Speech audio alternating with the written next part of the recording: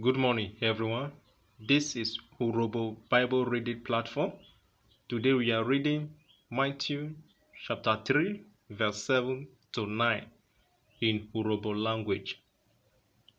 Obe ri Matthew Uyobi Royin Hera Awo Royin Igwen Rite Iririn. Verse 7.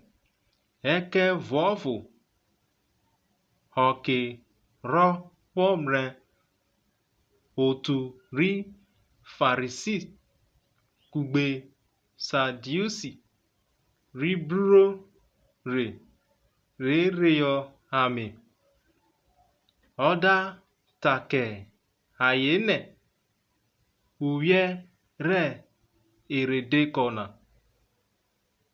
ono take owa ne wa ke ne abe rokana. Verse 8.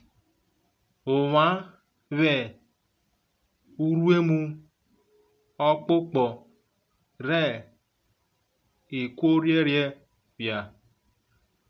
Verse 9.